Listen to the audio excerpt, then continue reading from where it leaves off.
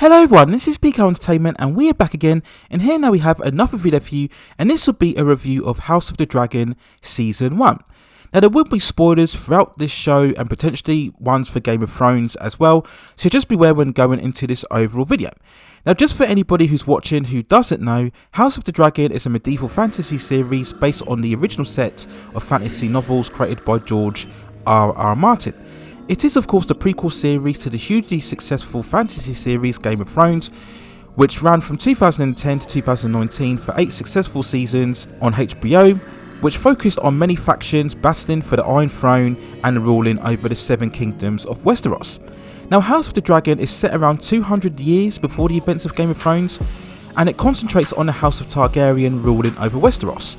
In terms of the series, we see King Viserys ruling over the Iron Throne in desperate need for a male heir to be next in line for succession. At the current time, the next person in line is his daughter Princess Rhaenyra, but her claim is in constant question as a female has never been accepted to rule. The next male in line to rule is Viserys' brother Daemon, who proves to be a concern due to his roguish behaviour and violent impulses. Over the course of the series, we see other houses and individuals making several power plays in order to try and claim the Iron Throne for themselves. Now when House of the Dragon was announced, there was so much skepticism and indifference following the very divisive final season of Game of Thrones. I myself had very little interest in the series, especially at the fact that it was yet again another prequel story to an established franchise. But having watched the show, I have to say I've been amazed at the overall extent of how good this first season has been. Just as an individual series of television, it's mostly been superb in terms of its storytelling, scope, production and characterization. In fact, in terms of both the story and characters, the two most important elements in terms of a television series, this is a show that it has truly excelled at in both of those departments. For mostly the entire 10 episode run, I've found myself completely immersed in the world building, the constant progressive narrative, the multitude of diverse personalities and the ongoing shifts in dynamics. Almost everything was engaging and interesting. I finished one episode in much anticipation for the next installment, and when you have that feeling, it's always a sign that you're watching a great show. Now there are many reasons for why this has been such a great first season, but I think the biggest one is that we have one clear goal in the narrative, of which all of the characters involved are surrounded in. Straight away it's established that everybody wants the Iron Throne, so as a viewer you know what's most important, why everybody wants the throne, and what will happen if any attempts succeed or fail. So we have a sense of high stakes and purpose, and the story never deviates from that narrative. It never gets distracted by B plots or side quests or love stories. Everything that happens is ultimately to get to the throne. So we feel that every character, every scene is significant. You never felt that the show was being wasted with filler, and that's what gives a real sense of urgency about the show. And that sense of urgency was elevated by the most distinctive aspect, which was the time jumps in the story. The course of the series covers several decades, and nearly every other episode we would go forward seeing characters age whilst giving birth to other children. We would see several houses rise and fall. And this dynamic would really keep the show fresh and invigorating. You were constantly getting up to speed as to where the show was at in terms of the time period and how much time had passed between each episode. This gave the show a real pace and momentum, even more so than the first season of Game of Thrones. We would also have the very rare occurrence of characters being played by different actors throughout the season. Now this is something that could have derailed any momentum, but luckily the show managed to sustain its form right throughout the entire series. And as a result, there was definitely no slow burn with this type of storytelling. We then go on to the other great aspect of this series, and that is the characters, and each of them have fascinating arcs that are maintained right throughout the season. Standing out the most for me was King Viserys, brilliantly played by Paddy Considine. Truly the only character that believes in trying to unify everybody together. Now many other reviewers and fans have mocked this character for his naivete in not seeing everybody's misdemeanors and secrets, but this is still what endeared you to the character. He is the one character who's not been corrupted by greed or ambition despite being the king, and this gives him a certain integrity. We do empathise with him as he deals with all of the squabbles and conflicts amidst all the other characters, and also as we see him age with his sickness and how he depreciates physically quite startlingly and graphically towards the end of the season, where he literally whittles down to almost like a zombie at the end of episode 8, And again, this is what appeals you so much to watching the character. And Constantine brings a real gravitas to the role, and overall it's a fantastic performance. Another great performance was Matt Smith as Daemon, and he brought all of his extroverted bravado to this character, and it really was a great fit for his overall acting. Initially you thought that Daemon would be the series' antagonist, especially in the first couple of episodes, including that standout moment where we saw him taking down the crab feeder, which was a great action spectacle of this series. But after that, Daemon becomes much more of a bystander, much more content in his position, as we see him disciplined for all of his misdemeanors by Viserys, and he goes from several locations and also several wives. He does eventually find common ground again with Viserys over the years, and seeing him connect with him in his lasting moments gave an overall respect and almost a likability about the character.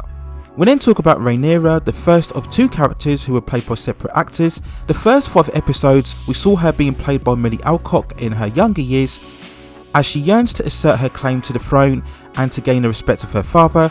We see her be involved in sexually relationships with both Sir Christian, the Kingsguard, and also her uncle Daemon. And here she was much more of an assured character, much more confident in herself and more ambitious. And that dynamic changed as she went into a more adult version, becoming a mother of multiple children, eventually marrying Daemon, and she was probably more vulnerable and less imposing of a personality in this phase, but still it was a great performance by Emma Darcy. Of course, Rhaenyra's destiny is intertwined so much with that of Alicent Hightower, at the time Rhaenyra's best friend, who finds herself drawn into the Targaryen house rule when she's selected by Viserys to be his wife and the queen. And as good as Emily Carey was in playing the younger version of Alicent, it's the adult version that was played by Olivia Cook that's far more the compelling character, as we see her fully drawn into the Game of Thrones in terms of all of the underhandedness and betrayal to protect the status of her children, who themselves have a claim to the throne. We see her feeling the strain of influences from her father Otto and also Lord Larys, and definitely she becomes a far more ambiguous and contentious character, but that's what makes her far more interesting in this phase of the show. And it's another great performance from both actresses in the role of Alicent. And all of the other characters were truly great as well, whether it was Lord Corlys, who has the house of Valyria, who hold the largest fleet of Westeros and are very critical in House Targaryen maintaining their power position. We had Sir Christian, the Kingsguard, who initially has affections for Rhaenyra, but over the course of the season we see him very much vexed against her as she spurned his intentions for them to run away together, and he ends up building a further connection with Alicent in his later years. We also have to give credit again to the large value and production of the show, which was to be expected as it very much matched the same levels as what we saw with Game of Thrones. In particular, we have to talk about the dragons, who were far more involved in this series than what they were in Game of Thrones, and for the most part the CGI was done very well. All of the dragons were very convincing in all of the multiple shots and flying sequences, and whilst visually impressive, I don't think the show is really about all of the dragons and the big massive battles. It really is more about the character dynamics, as what was the same situation with Game of Thrones. And so much of the tension and suspense and compelling aspects was really when you took all of these great personalities and put them together in the same space, in the same room, almost like a massive chemical toxic reaction where you put all of the elements together and just sit back waiting for the explosion. And so many times this type of storytelling would happen throughout the series. As with Game of Thrones, we would see multiple deaths of majorly involved characters, which again generated that sense of unpredictability and kept you hooked as you truly went into multiple scenes not really knowing what was going to happen. Now, in terms of the flaws within this season, I wouldn't say that there were many. Probably the most concerning was again the time jumps. Now, whilst they kept the story interesting and moving along at a nice pace, they did prove to be jarring as well at times, and there were certain parts of the story that could have done with a bit more development and context. We look, for example, of Daemon's relationship with Rhaenyra, which goes from barely talking to each other in one episode to the next episode where we see them married with multiple daughters. We then look at Otto's sudden reinstatement as the King's Hand after being ousted from revealing to Viserys the witnessing of Daemon and Rhaenyra being in a lustful scenario. And sometimes an extra episode in between would have just added a bit more context when required. It didn't derail the series as a whole, but it was just an issue that you could criticise the series of. And if we just had an extra episode or two or a bit more context in terms of the time jumps, I just feel it would have justified a bit more characters' motivations and their overall journeys. The show also did have a certain creepy, unsettling feel about it, with all of the incestuous relationships, and also where we saw young kids being groomed and married off like they're almost pawns that the adults would use to further their positions and claims. Yet this is the ambiguous, deconstructive nature of Game of Thrones, so this is something you should really be prepared for when going into the show. And of course, like Game of Thrones, we did get the multiple scenes of graphic violence and also sex. So again, when you're going into the show, you should really be already accustomed to that tone and nature of storytelling. We then talk about the season finale, and you can check out my in-depth review of the episode, and I'll leave a link within the description. But overall, as an individual episode, it was mostly great, as we saw Rhaenyra and Daemon preparing for war against the High Towers following Viserys' death. The desire for war intensifies even more so after Rhaenyra's son Viserys and his dragon Arax are killed by Aemond and his dragon Vhagar. So whilst high in quality, it did leave the season on something of a lackluster note, but it wasn't enough to affect the season as a whole. So if I had to give an overall score for House of the Dragon Season 1, it would be an 8.4 out of 10. Now, whether it goes on to be the greatest prequel television series remains to be seen. For me personally, that distinction still belongs to Spartacus, Gods of the Arena. But for now, House of the Dragon has probably elevated above Cobra Kai Season 5 as the best show of 2022.